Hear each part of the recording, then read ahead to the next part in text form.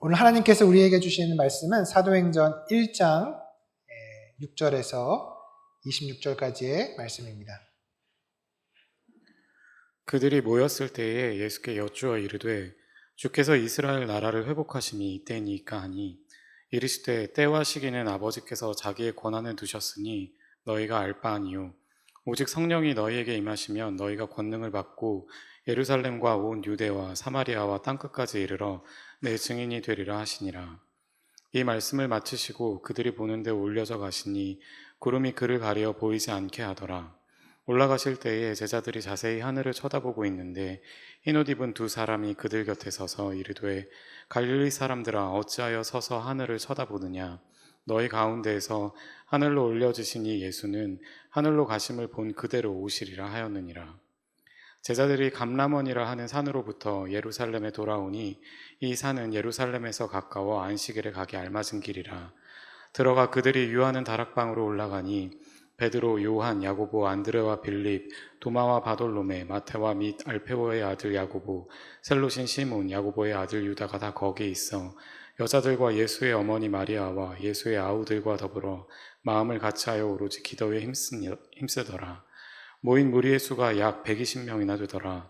그때에 베드로가 그 형제들 가운데에 일어서서 이르되 형제들아 성령이 다윗의 입을 통하여 예수 잡는 자들의 길잡이가 된 유다를 가리켜 미리 말씀하신 성경이 응하였으니 마땅하도다. 이 사람은 본래 우리 수 가운데 참여하여 이 직무의 한 부분을 맡았던 자라. 이 사람이 불의의 삭스로 밭을 사고 후에 몸이 곤두박질하여 배가 터져 창자가 다 흘러나온지라. 이 일이 예루살렘에 사는 모든 사람에게 알려져 그들의 말로는 그 밭을 아겔다마라 하니 이는 피밭이라는 뜻이라. 시편에 기록하였으되 그의 거처를 황폐하게 하시며 거기 거하는 자가 없게 하소서 하였고 또 일렀으되 그의 직분을 타인이 취하게 하소서 하였도다. 이러함으로 유한의 세례로부터 우리 가운데에서 올려져 가신 날까지 주 예수께서 우리 가운데 출입하실 때에 항상 우리와 함께 다니던 사람 중에 하나를 세워 우리와 더불어 예수께서 부활하심을 증언할 사람이 되게 하여야 하리라 하거늘 그들이 두 사람을 내세우니 하나는 바사바라고도 하고 별명은 유스도라고 하는 요셉이요 하나는 마띠아라. 그들이 기도하여 이르되 무사람의 마음을 아시는 주여 이 두 사람 중에 누가 주님께 택하신 바 되어 봉사와 및 사도의 직무를 대신할 자인지를 보이시옵소서.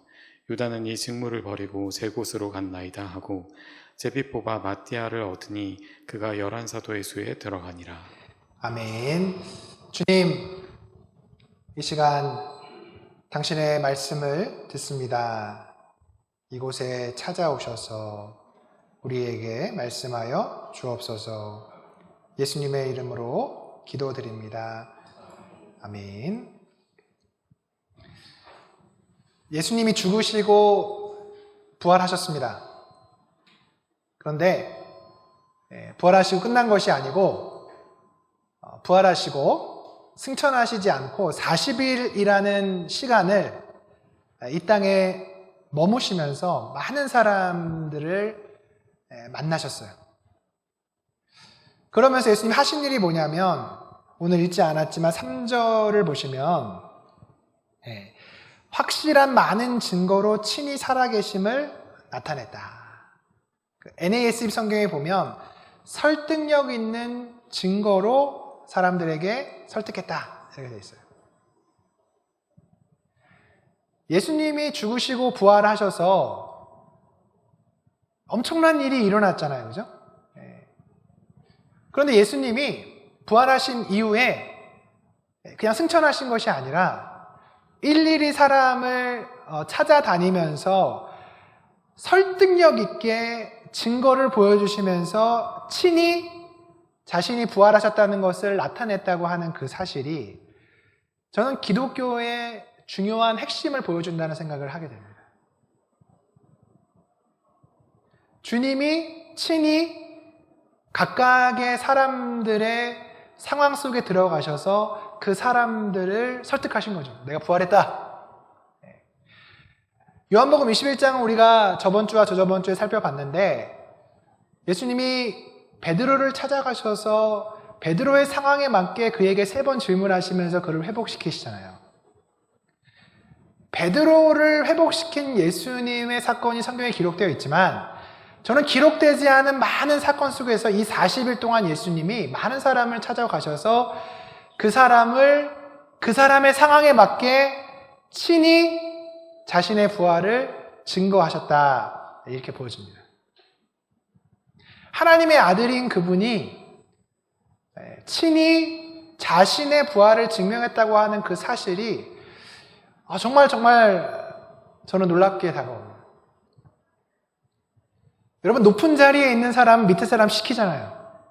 그렇죠? 친히 하지 않습니다. 밑에 사람 시키죠. 네가 가서 해라. 그래서 주님이 그 하나님의 아들이 친히 한 명 한 명씩 찾아가서 자신의 부활을 증명해내야 됐다고 하는 것이 저는 이게 정말 기독교구나. 그분이 친히 그렇게 하셨구나. 예수님을 만난 다양한 사람들의 이야기를 들어보면 똑같은 사람이 한 명도 없습니다. 각자의 기질과 성격과 상황이 다 다르기 때문이죠. 어떤 분은 예수님이 의리가 넘어 있기 때문에 그분을 믿었다.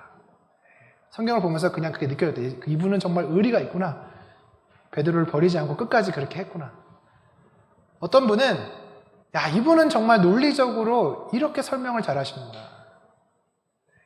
어떤 분은 따뜻하게 그 병자들의 손을 대시면서 치료하시는 그런 장면 속에서 나는 예수님 만났다. 너무나 다양하게 여러분을 만나주신 그 주님의 모습이 한 명도 똑같지 않습니다. 다 다르죠.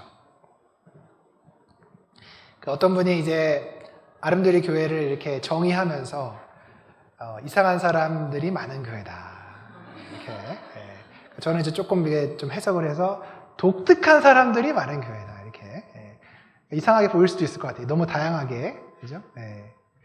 근데 다양한 사람을 예수님이 그 다양한 방식으로 만나셔서 그렇게 회복시켜 가시는 그런 모습을 우리가 보게 되잖아요. 그렇죠? 예수님이 오늘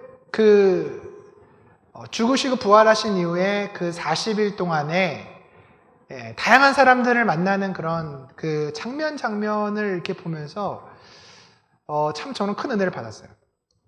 제가 몇 개 이게 성화를 갖고 왔는데 다음을 한번 보여주시면 막달라 마리아를 예수님 만나셨죠, 그죠? 이 그림을 보면 막달라 마리아가 너무 예뻐요. 예수님이 너무 또 잘생겨서 약간 이러진 않았을 것 같은데 굉장히 예쁘고 선남선녀로 이렇게 그려놨어요. 다음 보여주시면 이것도 막달라 마리아에게 나타나신 그리스도인데 조금 그죠? 그리고 또 다른 그 필치로 이렇게 그려놨습니다. 다음 보시면 이거는 이제 엠마오의 두 제자와 함께 식사하시는 장면을 렘브란트가 그린 거예요. 그림이 2개인데 제가 이렇게 붙여놨습니다. 왼쪽을 보시면 대화를 하다가 이제 오른쪽을 보시면 이분이 예수님인 것을 깨닫고 나서 이제 한 명이 밑에 주저앉아 있는데 저 화면 잘 보이지 않는데 밑에 한 명이 주저앉았어요. 너무 놀라서 누군지 몰랐는데 앞에 그 막달라 마리아도 예수님을 봤을 때 누군지 몰랐어요. 동산직인 줄 알았어요. 근데 예수님이 마리아야 할 때 그가 예수님인 줄 알았어요. 엠마오의 두 제자도 함께 한참을 걸어갔는데도 예수님인지 몰랐어요. 식사할 때도 몰랐어요. 근데 예수님이 그 떡을 떼서 축사하시고 주실 때 알았어요. 다음 보여주시면 도마. 물론 성경에 보면 도마가 저렇게 손을 넣어보진 않았죠. 그죠? 그 도마가 어쩐 일인지 예수님이 처음 제자들에게 오셨을 때 도마만 없었어요. 10명이 있었는데 이 10명이 도마에게 예수님이 부활하셨고 우리를 찾아왔다. 그렇게 얘기했을 때 이 도마가 믿지 않잖아요. 그래서 일주일 후에 예수님 다시 나타나시죠. 11명의 제자에게. 그때 이제 나오는 사건을 이렇게 이제 그러는 거죠. 도마를 만나시고. 다음 보여주시면 이건 요한복음 21장 우리가 계속 봤는데 갈릴리 호수에서 어부일을 하는 7명의 제자에게 나타나셔서 이제 하시는 다음 보여주시면 이렇게 숯불에다가 생선을 굽는 장면. 그래서 제가 잠잠히 보다가 예수님은 숯불구이를 좋아하신다. 생선구이를. 그래서 생선을 드신 장면이 굉장히 많이 나와요. 생선을. 이분 인간 예수는 생선구이를 좋아하셨구나. 다음 보여주시면 여기도 생선이 나오죠, 그죠? 마리아와 마르다의 집에 오신 예수님. 그래서 저는 이 그림을 그린 또 그 사람이 성경을 많이 묵상한 것 같아요. 예수님 생선을 좋아하시니까 저기저기 생선을 또 이렇게 그려놨습니다. 다음 보여주시면 승천하신 주님. 오늘 사도행전 1장에 이제 예수님이 승천하시는 그런 장면들 이렇게 나오죠. 예수님의 부활이 그냥 그분이 부활하셨는데 사람들이 안 믿었어요. 부활하신 주님을 만난 증인이 이야기해도 안 믿었어요. 아까 우리 봤잖아요. 도마가 안 믿잖아요. 10명이나 되는 제자가 예수님이 살아나셔서 오셨다고 하는데 안 믿잖아요. 어떤 면에서는 우리가 예수님을 믿는 것이 신기한 일이죠. 예수님과 3년 동안 함께했던 그 제자들, 부활하신 주님을 만났다고 그렇게 사람들이 말하는데 계속해서 안 믿어요. 주일 아침에 여자들이 이제 무덤가에 가서 부활하신 주님을 만나고 돌아와서 그 제자들한테 얘기하는데 안 믿죠. 도마도 안 믿죠. 안 믿어요. 우리가 복음을 전할 때 사람들이 안 믿는 건 너무나 당연해요, 여러분. 복음을 전하는데 이 사람 왜 안 믿지? 이렇게 생각하면 안 돼요. 성경을 잘 보면 안 믿는 게 너무 당연해요. 제자들도 안 믿었는데요. 부활하신 주님을 만나고도 안 믿었는데요. 게다가 베드로는 부활하신 주님을 만났음에도 다시 자기 생업으로 돌아가잖아요. 그런 거를 이제 우리가 성경을 쭉 보면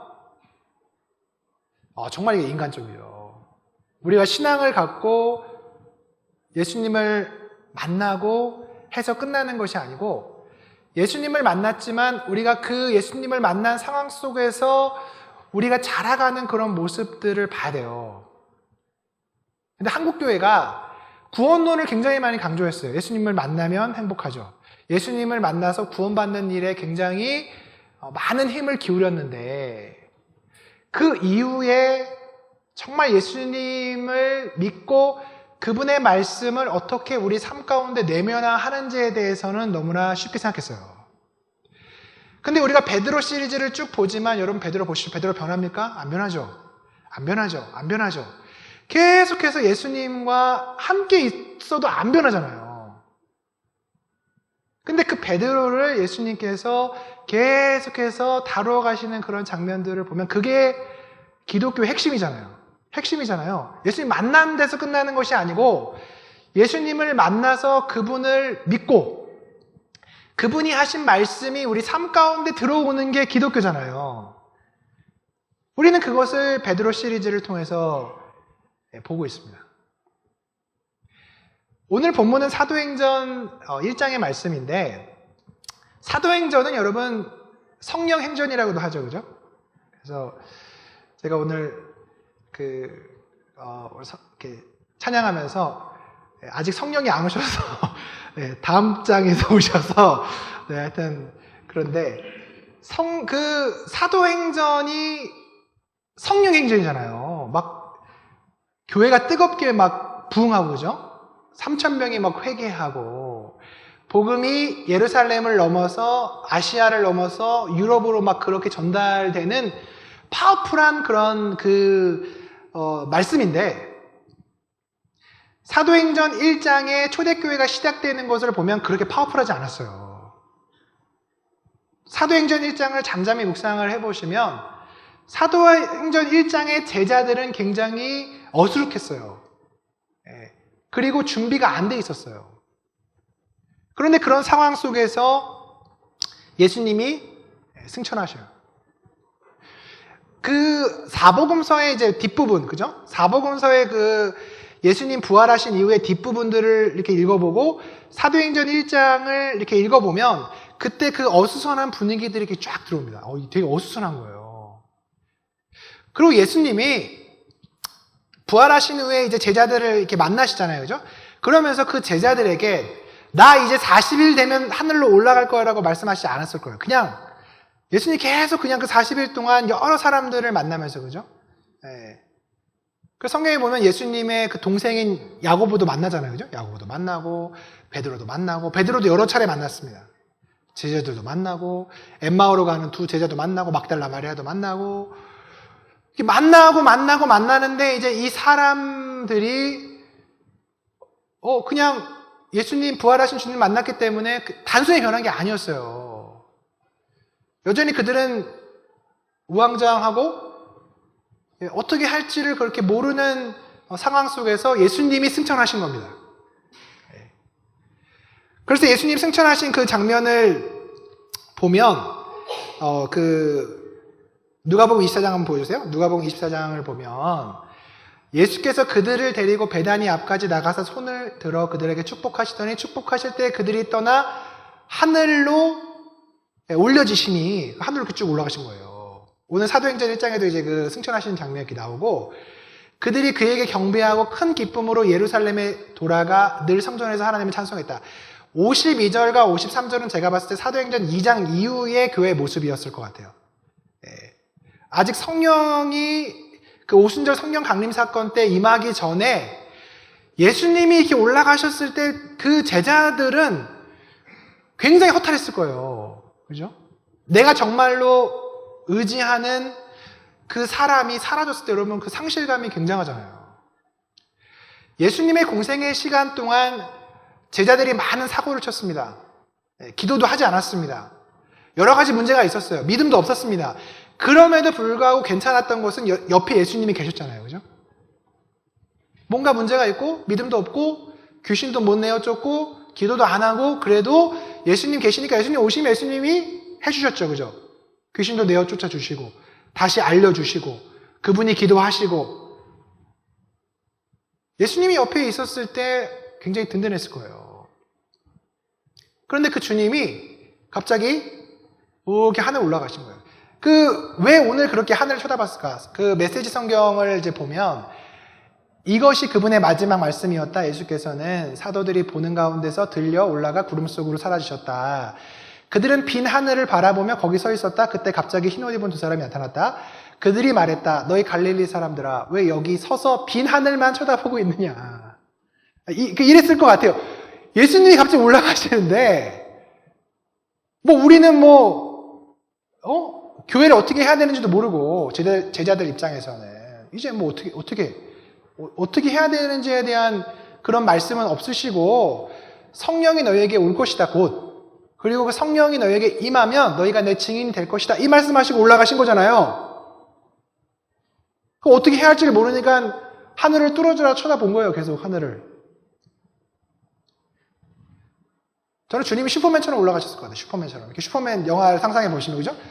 천천히 이렇게 올라가잖아요. 그죠? 올라가셔서 상상을 해보세요. 계속 올라가세요. 구름 속에 사라졌어요. 그 정말 제자들 입장에서는 굉장히 난감했을 것 같아요. 이게 뭐지? 이제 어떻게 해야 돼? 이제 어떻게 해야 되는 어떤 디테일한 지시를 예수님이 주신 게 아니잖아요. 그냥 성령이 올 건데 기다려라. 성령이 임하면 너희가 내 증인이 될 거다. 이게 끝이에요. 어떻게 교회를 구성하고 교회를 만들어가며 어떻게 예배하고 누가 어떻게 조직을 해야 되는지 그런 얘기 없이 그냥 이렇게 슈퍼맨처럼 예수님도 올라가시니까 제자들이 그 예수님이 올라가신 장면을 뚫어지게 쳐다보는 거예요. 그 다음에 할 게 없으니까 도대체 뭘 해야 되지? 그리고 그 제자들 가운데 서 있는 베드로를 여러분 한번 상상해 보세요.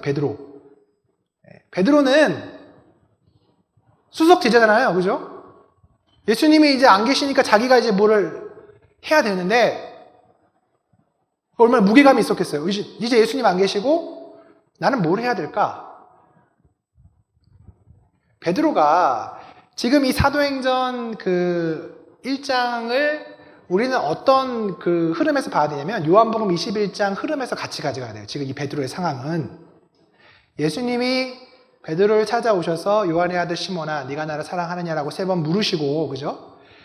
그리고 이렇게 사랑으로 회복시키셨지만 여전히 베드로는 그 애매한 상황 가운데 지금 있는 거예요. 그리고 요한복음 21장을 보면 사랑을 회복시키셨지만 베드로의 관심은 어디가 있었습니까? 사도 요한이 앞으로 어떻게 될 거냐. 이런 또 엉뚱한 질문을 하잖아요. 오늘 사도행전 1장에도 이스라엘 나라의 회복이 이때입니까? 라고 물어본 게 저는 베드로였을 것 같아요. 제가 이 말씀을 요한복음을 읽고 사도행전을 읽는데 베드로의 목소리가 들리더라고요. 이게 약간 그런 게 아니라 느낌이 이스라엘 나라를 회복하심이 이때입니까? 라고 하는 그걸 읽는데 이거 베드로였을 것 같다는 제가 이렇게 주관적인 느낌이긴 해요. 물론 제자들이 물어봤으니까 베드로도 물어봤겠지만 요한복음 21장을 이어서 이렇게 읽어보면 이 사람은 엉뚱한 얘기를 자꾸 하는 사람이잖아요. 베드로가 전면에 나서서 예수님이 이제 올라가시려고 하니까 베드로가 묻지 않았을까. 베드로의 마지막, 예수님이 승천하실 때까지 마지막까지의 관심은 이스라엘 나라의 정치적인 해방, 로마의 압제로부터 이 나라가 다시 독립하는 거에 있었다는 거예요. 사도행전 1장이 시작됐고 예수님이 부활하셨고 예수님이 승천하시는 그 상황 속에서도 베드로는 이스라엘 나라의 회복이 이때입니까? 라고 물어보고 있잖아요. 준비가 안 된 거예요, 이 사람은. 준비가 안 됐어요. 근데 주님이 이렇게 올라가시죠. 그리고 하늘을 너무 뚫어지게 쳐다보고 있으니까 저는 천사 나타났을 거야. 너무 쳐다보고 있으니까. 이 사람들이 무슨 정지화면처럼 하늘을 계속 쳐다보고 있으니까 천사가 나타나서 뭐라고 합니까? 갈릴리 사람들아, 너희가 본 그대로 예수님께 오실 것이다. 근데 흥미로운 거는 제자들을 갈릴리 사람이라고 불렀어요. 갈릴리 사람. 갈릴리 사람이라고 하는 것은 지역적인 한계를 가지고 있는 사람이잖아요. 갈릴리 사람이라고 하는 것은 그 지역의 언어를 쓰는 사람이잖아요. 그래서 베드로가 예수님이 잡혀가셨을 때 그 대제사장의 뜰에 들어갔다가 그 여종 하나가 뭐라고 합니까? 너도 갈릴리 사람이지? 너 발음 보니까 너 갈릴리 사람이네?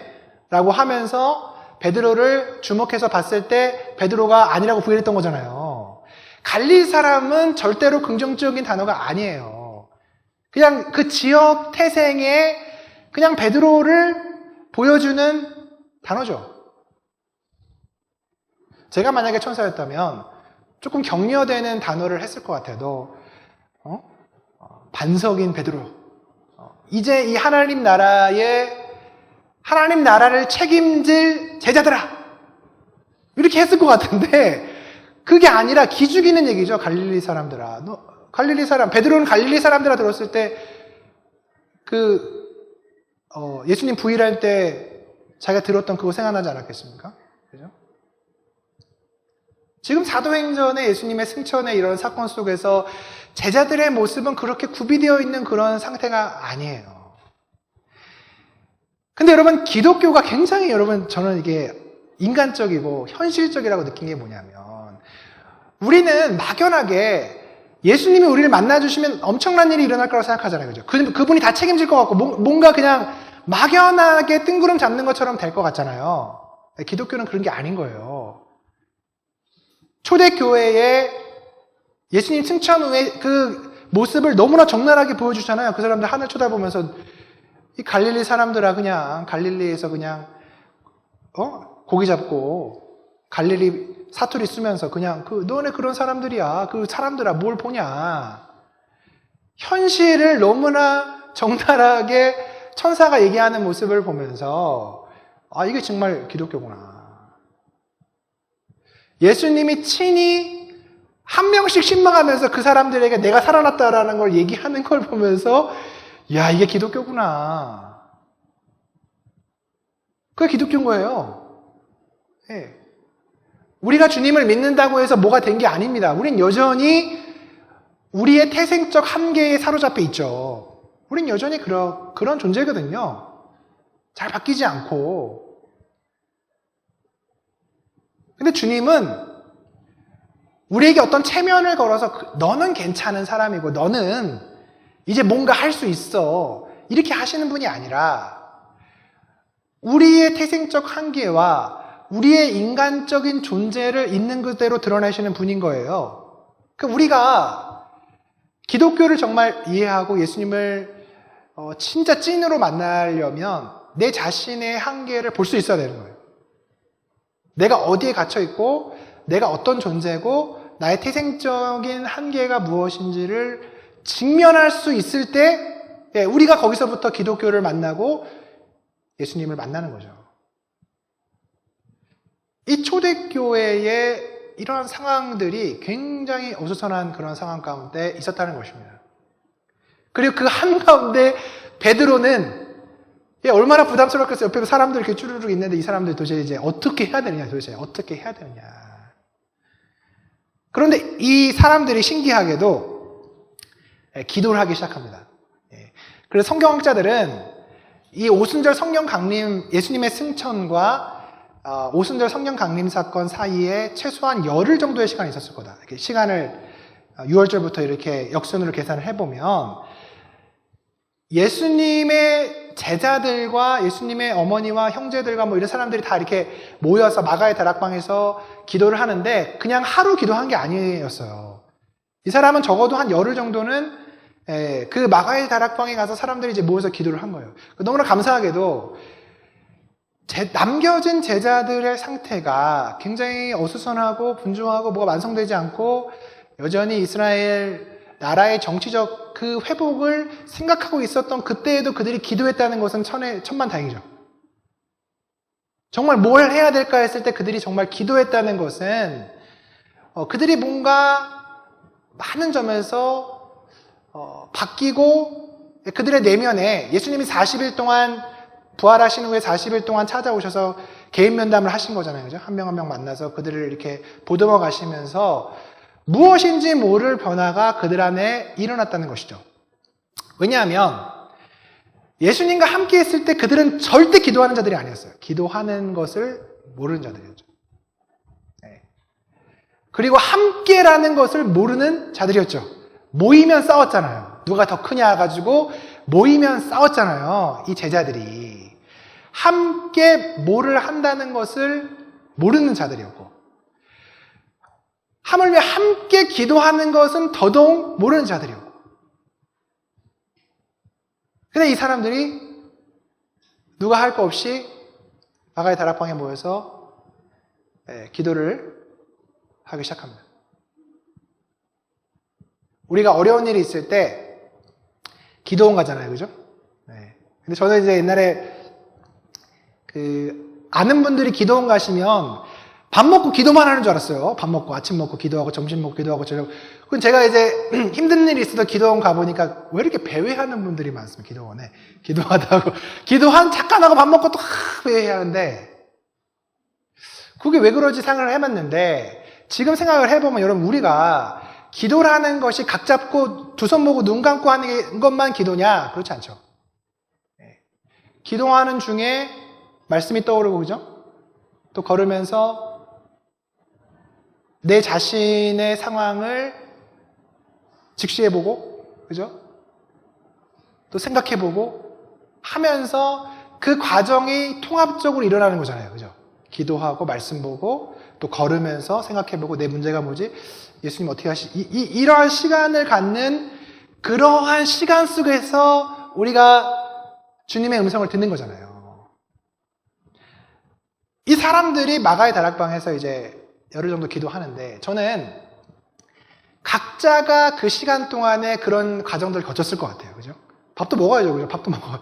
같이 또 해서 밥도 먹고 각자 또 기도도 하고 좀 배회도 하고 생각도 하고 베드로가 이 기간 동안에 기도를 하면서 무엇을 했을까? 제가 묵상을 해보면 베드로는 예수님을 처음 만났던 그 순간부터 굵직굵직한 그런 사건들을 떠올렸을 것 같아요.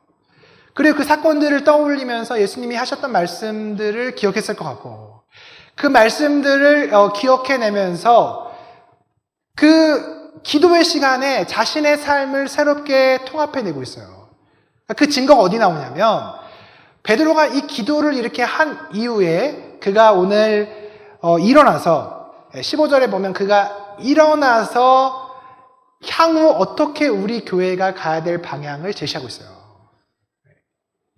15절을 보시면 모인 무리의 수가 약 120명이나 되더라. 그때에 베드로가 그 형제들 가운데 일어서서. 이거는 그냥 일어섰다는 그런 의미가 아니고 지금 베드로가 어떤 베드로입니까? 예수님을 3번이나 부인했던 베드로잖아요. 베드로가 어떤 베드로입니까? 누가 크냐의 싸움에 동참해서 피 터지게 싸웠던 그 베드로잖아요. 베드로가 어떤 베드로입니까? 요한복음 21장에 예수님 오셨을 때 여전히 옆에 있는 사도 요한은 도대체 어떻게 됩니까? 남에게 관심이 많았던 베드로였잖아요. 베드로가 어떤 베드로입니까? 사도행전 1장에 이스라엘 나라의 회복이 지금입니까? 이스라엘이 지금 회복되겠습니까? 라고 물어봤던 그 베드로잖아요. 그 베드로가 일어난 거예요. 베드로는 예수님을 3번 부인하고 난 이후에 그는 완전히 무너져 내렸어요. 그래도 마지막 날 밤에 이 모든 사람이 주님을 다 부인해도 저는 절대로 주님 부인하지 않고 죽기까지 따르겠다고 호언장담했던 그가 그날 밤에 예수님 말씀처럼 3번 부인하고 나서 그가 어떤 면목이 있었겠습니까? 제자들 사이에 뭐 자기 위치가 다 무너져 내렸겠죠, 그죠? 말은 그렇게 하고 뭐 하겠다고 해놓고서는 예수님을 3번이나 저주하고 부인했잖아요. 그래서 부활하신 주님이 그 제자들을 찾아왔을 때 베드로의 존재가 안 나타나잖아요. 참자의 묵상해 보면 그는 뒤에 그냥 찌그러져 있는 거예요. 너무 미안하잖아요, 예수님께. 너무 미안하고, 네. 제자들과 같이 있지만 그전에는 내가 제일 큰 자라고 그렇게 얘기했지만 자기가 3번이나 예수님 부인하는 그런 장면 속에 자기는 정말 작은 자라는 걸 증명해낸 거잖아요. 역으로. 할 말이 없죠. 그러니까 부활하신 주님을 몇 번이나 만나고도 다시 고기나 잡으러 가자 하고 자기 생업으로 돌아간 거예요. 면목이 없었기 때문에. 그런 베드로가 열흘에 이 마가의 다락방에서 기도하면서 자신의 삶을 통합해내면서 분연히 일어나고 있습니다. 일어나서 얘기를 해요. 근데 여러분 재밌는 것은 오늘 이 베드로가 이렇게 일어나서 사복음서의 베드로가 이렇게 예수님한테 얘기한 거, 베드로가 중간중간 그런 얘기한 거를 들어보면 많은 부분이 헛소리였어요. 그죠? 이상한 소리 많이 하고. 근데 오늘 일어나서 하는 얘기가 헛소리가 아니에요. 오늘 일어나서 정말로 해야 될 얘기들을 하고 있어요. 그 첫 번째 얘기가 뭐냐면 유다에 대한 얘기입니다. 가룟 유다의 배신을 구약 성경의 시편으로 그가 다시 조망해내고 있습니다. 다시 조망해내고 있어요. 그러면서 그 가룟 유다의 배신의 사건을 그가 다시 보고 있어요. 저는 복음서의 그 예수님의 마지막 밤을 이렇게 묵상할 때 베드로가 대제사장의 종인 말고의 귀를 뵀잖아요. 저는 그 장면에서 왜 말고의 귀를 뵀을까? 만약에 제가 베드로였으면 저는 가룟 유다의 복부를 찔렀을 거예요. 3년이나 같이 했는데 배신했잖아요. 그럼 누구를 먼저 베겠습니까? 지금 내가 칼이 있어서 누구를 베야 된다. 가룟 유다를 베죠. 왜 말고를 왜 뵙니까? 얘는 따라왔는데. 저는 늘 그게 베드로가 정말 화가 났다면 이 배신자, 그죠? 3년이나 같이 동고동락하고 같이 있었던 그 12명 중에 한 명이 그 사람들을 데리고 왔으면 그 사람을 베야 될 것 같은데 말고의 귀를 뵀단 말이에요. 그럼 베드로는 왜 가룟 유다를 베지 않고 말고를 뵀을까? 찬찬히 생각을 해보면 베드로는 가룟 유다가 아니라 예수님께 화가 나 있었던 거예요. 우리가 앞에서 쭉 살펴봤잖아요. 예수님이 잡혀가셔서 그 마지막에 무너지는 그 장면 속에서 베드로도 무너지잖아요. 예수님이 죽은 자를 살리시고 오병이어의 기적으로 5,000명이나 먹이시는 그 능력의 예수님이 그 마지막 순간에 너무나 나약하고 볼품없게 뺨을 맞고 침을 뱉는 거를 받아가면서 아무 말 못하고 있는 그 장면 속에서 베드로는 예수님께 실망한 거잖아요.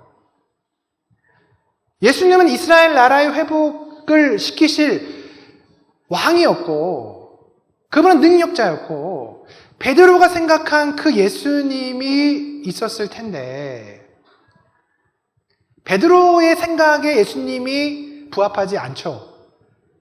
그러면서 그가 그 마지막 따라가서 이렇게 무너져 버리는 거잖아요, 그냥. 베드로의 모습이 우리 모습 가운데 똑같이 있습니다. 우리도 그리는 예수님의 상이 있어요. 내가 원하는 예수님의 모습이 있어요. 근데 여러분이 성경을 읽으면 우리가 적지 않게 당황합니다. 왜 당황하는지 아세요? 내가 그린 예수님의 모습이 성경에 없어요. 내가 생각하는 거랑 너무 달라. 너무 저도 좀 당황스러워요. 성경을 보면 볼수록 당황스러운 것은 그거죠. 예수님이 이런 분이었나? 너무 당황스러워요. 이분의 길이 제가 생각한 그 길과는 알면 알수록 다르기 때문에 당황한 것이고, 그런 점에서 베드로와 제자들도 당황한 거예요. 예수님을 제자들이 그렇게 모든 걸 다 내팽개치고 따른 이유는 자기들이 나름 그려온 그림이 있거든요. 베드로가 자기 배도 버리고 그물도 버리고 고기 버리고 예수님 쫓았잖아요. 그거 왜 버렸겠습니까? 버리고 예수님을 통해서 자기가 꿈꿔온 어떤 나라와 세상이 있는 거예요. 그러니까 이게 그냥 버릴 만큼 따라갈 만한 거예요. 처음부터 예수님이 가고자 하는 길을 베드로가 알아서 쫓아간 게 아니에요, 어떻게 보면. 자기가 생각하는 기독교와 자기가 생각하는 예수님의 모습과 너무 부합되지 않는 거죠. 그런데 우리도 그런 한계 속에 계속 머물러 있어요. 많은 사람들이 내가 생각하는 하나님이 있어요. 이때쯤 나타나셔서 간섭하시고 이때쯤 이렇게 해줬으면 하는 바람이 있습니다. 근데 우리 생각에 그분이 그렇게 부합하시지를 않거든요. 그럼 우리 뭐 합니까? 하나님 원망하죠? 여러분은 그래도 신앙이 있는 거예요. 신앙이 있는 거예요. 예수님을 만난 사람은 예수님 원망하겠죠. 예수님 원망하죠. 왜 원망합니까? 내 생각과 내 틀과 내 때에 부합하지 않기 때문에 원망하는 거예요. 베드로가 그랬던 거예요. 예수님 보면서. 그런데 이 열흘의 시간 속에서 그가 기도해내면서 가룟 유다의 그 배신이 예수님께서 말씀하셨던 그 성경의 그 시편의 말씀이 이루어진 거라고 하는 것에 대한 뷰가 열리기 시작하는 거예요. 예수님은 늘 말씀하셨어요. 그 부분에서 말씀하셨어요. 너희 중에 한 명이 나를 팔 것이라고 얘기하셨어요. 근데 그가 귀를 닫고 못 들은 거죠. 예수님이 죽으시고 사흘 만에 부활하실 것을 말씀하셨어요. 계속 말씀하셨어요. 제자들한테. 관심이 없어요. 당신이 뭐라고 말하던 내가 생각하는 길은 이 길인데 나는 상관없습니다. 그리고 베드로와 제자들이 그렇게 갔던 건데 지금 베드로가 엄청난 변화를 겪고 있는 것은 그가 사건을 바라보는 관점이 바뀌고 있다는 거예요. 가룟 유다가 왜 그렇게 되었는지에 대해서 그의 뷰가 바뀌고 있어요. 여러분, 우리는 하나님을 이길 수 없습니다. 당연히 하나님 이길 수 없지. 그 당연하죠, 그죠? 근데 우리는 알게 모르게 하나님을 이기려고 하죠. 나의 관점과 나의 뷰로 나의 사건과 나의 문제를 보잖아요. 그건 내가 하나님 이기려고 하는 거예요. 근데 그 사건과 나의 상황과 내 모습들이 내 뷰로만 계속해서 보면서 그것을 해석해낸다면 우리는 계속 거기 머물러 있게 되죠. 근데 우리의 영적인 눈이 열려서 하나님의 말씀으로 우리 삶이 해석되기 시작할 때 여러분 정말 웰컴 투 기독교입니다. 그때부터. 그때부터 우리가 기독교의 정수함으로 들어가는 거예요. 말씀이 나의 삶을 해석해내기 시작하고, 그죠? 하나님의 약속이 내 삶 속에서 어떻게 발현돼서 움직이는지를 보기 시작하면 여러분 그게 웰컴 투 기독교인 거예요. 근데 여전히 나의 생각과 나의 모습으로 계속해서 간다면 천국은 가겠죠. 하지만 우리는 하나님을 계속해서 그런 불편한 시선으로 볼 수밖에 없는 거예요. 베드로가 예수님을 불편한 시선으로 봤던 것처럼 그렇게 보게 되는 것이죠. 근데 오늘 베드로는 변화가 일어나는 것입니다. 유다의 배신 사건을 시편의 말씀으로 풀어내면서 그가 그렇게 갔는데 우리가 새로운 사도를 뽑아야 된다고 정말 이 교회가 시작되는 이 모습 가운데 필요한 솔루션을 내고 있습니다. 여러분, 우리가 교회 공동체 안에 모여 있는데 하나님의 관점으로 교회를 보지 못하면 여러분 자꾸 갈릴리 사람의 솔루션이 나올 수밖에 없어요. 뭐라고 얘기는 하지만 이렇게 해야 된다 저렇게 해야 된다 얘기는 하지만 그것은 우리의 태생적인 한계로부터 나온 솔루션일 수밖에 없습니다. 그런데 우리가 우리의 삶과 우리 교회와 이 세상과 이 문제들을 하나님의 말씀과 약속으로 보기 시작할 때 거기서부터 진짜 진정한 솔루션이 나오는 거예요. 지금 오늘 베드로는 지금 그런 얘기를 하고 있습니다. 그러면서 베드로에게 바뀐 또 하나의 모습은 시간에 대한 관념이 바뀌고 있어요. 사도행전 1장을 보시면 요한의 세례부터라고 하는 얘기들이 많이 나와요. 요한의 세례. 그래서 5절을 보시면 요한은 물로 세례를 베풀었으나 너희는 맨날이 못돼서 성령으로 세례를 받을 것이다. 여러분 잘 생각해 보세요. 예수님이 성령으로 세례를 받는다고 했는데 요한의 세례는 또 왜 얘기할까? 그죠? 근데 사도 베드로도 얘기하면서 요한 얘기를 해요. 네, 그래도 요한 얘기를 해요. 네. 요한 얘기를 어디서 하냐면 21절. 이러함으로 요한의 세례부터 우리 가운데 올려져 가신 날까지 주 예수께서 우리 가운데 출입하실 때에 항상 우리와 함께 다니던 사람 중에 하나를 세워 우리와 더불어 예수께서 부활하심을 증언할 사람이 되게 하여야 한다. 마치 아름드리 교회 2부 예배는 11시잖아요. 그죠? 여러분 11시라고 하면 시계 보고 11시 오시잖아요. 네. 마치 그런 것처럼 지금 이 시간을 이렇게 구분할 때 세례 요한은 굉장히 중요한 시점이거든요. 제가 변화산 사건 할 때 말씀드렸잖아요. 첫 번째 모세와 첫 번째 엘리야, 두 번째 엘리야가 세례 요한이라고 성경이 말한다고 했잖아요. 그죠? 그리고 두 번째 모세가 예수님이죠. 그러니까 성경 크게 보면 시간이 그렇게 구분이 되어 있는 거예요. 세례 요한은 마지막 선지자잖아요. 구약을 마무리하는. 세례 요한의 사역이 맞춰질 때 예수님의 사역이 시작되죠. 그죠? 그리고 예수님이 승천하시고 나서 성령의 시대가 시작되는 거잖아요. 마치 우리가 교회 올 때 시간 봐서 몇 시 보는 것처럼 성경의 굵직한 시간 속에서 세례 요한의 사건이 되게 중요한 사건인 거예요. 예수님도 언급하고 베드로도 언급한 거예요. 그래서 그 시간을 언급하면서 그 시간에 요한의 세례부터 예수님의 승천까지 함께 했던 자 중에 우리가 사도를 뽑아야 된다 얘기하는 거예요. 여러분 재밌죠? 보세요. 지금 6절에서 예수님 승천하시기 전에 베드로와 제자들이 질문했던 게 뭡니까? 이스라엘 나라를 회복하는 때가 지금입니까? 물어봤잖아요. 때. 그죠? 때가 지금이냐고 물어봤잖아요. 6절에서 베드로가 질문했던 때는 자기의 시간이죠. 여전히.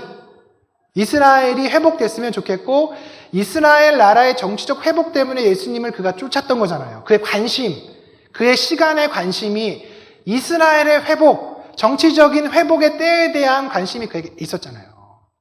근데 그가 그 때에 대한 관심이 어떻게 바뀌고 있습니까? 예수님이 말씀하시고 성경이 예언한 성경의 시간으로 그 시간관념이 바뀌고 있는 거예요. 새로운 사도를 뽑을 때 요한의 세례부터를 그가 언급하는 것은 또 예수님이 승천하실 때 요한의 때를 얘기하는 것은 하나님의 때에 대한 강조가 일어나는 거예요. 그래서 제자들과 베드로가 예수님께 이스라엘의 회복이 지금입니까? 물어봤을 때 뭐라고 말하세요? 때와 시간은 너희가 상관할 바가 아니다. 그 때와 시간은 아버지께서 정하신다. 그렇게 말하잖아요. 그죠? 예수님을 깊이 있게 만나서 우리가 기독교의 코어 안으로 들어오기 전에 사람들의 특징은 뭐냐면 자신의 시간에 대한 관심이 무지하게 많다는 것입니다. 이때쯤 되면 이렇게 되고 저때쯤 되면 저렇게 되고 지금쯤 되면 고난도 끝나고 지금쯤 되면 뭐 되고 이거에 우리의 관심이 되게 많아요. 그런데 그러한 시간에 관심을 가지면 우리는 어떻게 됩니까? 실망이 너무 크죠. 실망이 너무 크죠. 아, 이때는 좀 끝나야 돼. 이것이, 이때쯤 끝나야 될 것 같은데, 이 고난이 지금쯤 끝나야 될 것 같은데, 이때쯤 뭔가 좀 이제 합격해야 될 것 같은데, 이때쯤 뭐가 좀 나아야 될 것 같은데, 이게 안 되는 거예요. 우리는 생각하는 시간이 있거든요. 이 정도 되면. 근데 그 시간의 관념이 우리 안에 있기 때문에 우리를 굉장히 힘들게 하죠. 근데 성경을 보면 하나님의 시간은 우리의 시간과 너무나 다르잖아요. 그래서 베드로후서에 보면 베드로가 그 얘기 하잖아요. 주님께는 하루가 1000년 같다. 그가 이제 그 얘기를 하는 걸 제가 이렇게 보면 이게 자기는 그 예수님을 정말 깊이 있게 만나기 전에 자기의 시간의 관념이 있었거든요. 베드로가. 근데 정말 그가 기도하면서 자신의 삶을 말씀으로 통합해내고 이제 정말 예수님이 나를 부르신 그 사도로서의 의미로 살기 시작했을 때 때에 대한 관념이 바뀌어요. 때에 대한 관념이 바뀌어요. 어떻게 되는 것입니까? 때와 시기는 아버지 하나님께 있는 것입니다. 우리 오늘 그 말씀을 읽었지만 많은 사람들이 그게 너무 힘들어해요. 때와 시기도 내가 정한 그 때와 시기 그 안에 맞춰지기를 우리가 바라고 거기에 관심이 무진장 많죠. 이때입니까? 이스라엘 나라의 회복이 이때입니까? 우리 가정의 회복의 시간이 지금입니까? 이겁니까? 저겁니까? 우리는 그때에 대한 관심이 많지만 주님 뭐라고 말씀하세요? 그때는 아버지께 맡긴 거다. 그러면서 예수님 말씀하시는 게 뭐예요? 성령을 받으라는 거죠. 성령을 받으라는 거죠. 갈릴리 사람의 그 태생적 한계에 있는 너희들아 때와 시간은 너희가 정하는 것이 아니다. 너희가 해야 될 것은 성령을 기다리고 성령을 받아라. 그 말씀이 베드로 안에서 녹아들고 있습니다. 그리고 세 번째로 베드로가 바뀐 건 뭐냐면 그가 공동체적으로 함께 교회를 세워가는 방법에 대해서 그가 배우고 있어요. 수석 제자면 요즘에는 이제 교회 그런 일들이 많잖아요. 뭐 새로운 담임 목사님 뽑을 때 그 파들이 막 나눠줘요. 막 파들이 나랑 친한 사람을 데려와야 된다 그래가지고 막 그래서 어떤 교회 보니까 A파랑 B파랑 C파랑 나눠줘서 각자가 이제 좀 친한 분을 데려와서 하려고 하다가 생뚱맞은 D의 목사님 왔어요. 그 세 파에서 모여서 그러면 그 누구도 좋지 않게 하자. 니네 파도 아니고 내 파도 아니고 저 파도 아닌 이 사람을 데려와요. 요즘에 그래요. 그런 일들이 많다는 얘기를 제가 들어요. 베드로도 새로운 추가되는 제자를 뽑을 때, 사도를 뽑을 때 여러분, 그냥, 그래, 이 정도 사람이면 되지 않, 이렇게 할 수 있잖아요. 그죠? 근데 그가 교회에 물어보죠. 그리고 이제 뭐 성경에 보면 이제 그들이 기도하고, 그들이 2명을 청거하고, 그들이 기도하고, 주님께 아뢰고, 투표해서 뽑았다. 우리 베드로가 바뀌었습니다.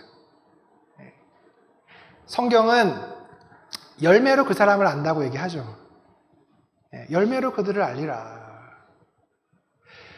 우리가 예수님을 사랑하고 우리가 예수님과 긴밀한 관계 속으로 들어가는 그 사람은 열매가 달라요. 나는 예수님을 너무나 사랑하고 나는 예수님을 날마다 깊이 있게 만나. 그런데 다른 사람들하고는 맨날 싸워. 여러분 이상한 거죠. 내가 예수님을 만나서 날마다 그분 앞에, 그분의 십자가 앞에 내가 나아가는데 계속해서 다툼이 일어나고 자기 주장이 나오고 여러분 그것은 이상한 일이죠. 베드로가 이런 사람이 돼야 되겠다고 해서 지금 이러한 사람이 된 것이 아니고 그 또한 많은 문제가 있었던 사람이었죠. 자기의 태생적인 한계 속에 갇혀있던 사람이었잖아요. 예수님이 승천하시는 그 순간까지도 여전히 자기의 때와 자기의 생각에 골몰했던 사람이었잖아요. 그런데 이 베드로가 그가 말씀에 깊이 침잠하고 기도하면서 그 말씀으로 다시금 자신의 삶을 조망하면서 바뀌고 있습니다. 예수님이 말씀하셨던 장차 너를 개발하겠다. 너는 반석인데 이 반석 위에 내가 교회를 세우겠다 하시는 그 예수님의 말씀이 오늘 사도행전 1장의 하반부에서 실제로 발현이 되고 있습니다. 사랑하는 성도 여러분, 우리는 어떻게 주님을 따라갈 수 있을까요? 우린 너무나 많이 힘이 들어가 있죠. 우리의 생각과 우리의 계획과 우리가 하고자 하는 것들이 너무나 많죠. 그런데 오늘 잠잠히 한번 자문해 보십시오. 여러분 옆에 계신 예수님께 주님이 정말 원하시는 게 무엇입니까? 정말 주님이 원하시는 때가 언제입니까? 정말 주님이 바라시는 방법이 무엇입니까? 라고 내어드릴 때 우리가 생각지도 못했던 우리 안에 그러한 성령의 열매들이 아름답게 맺힐 줄로 믿습니다.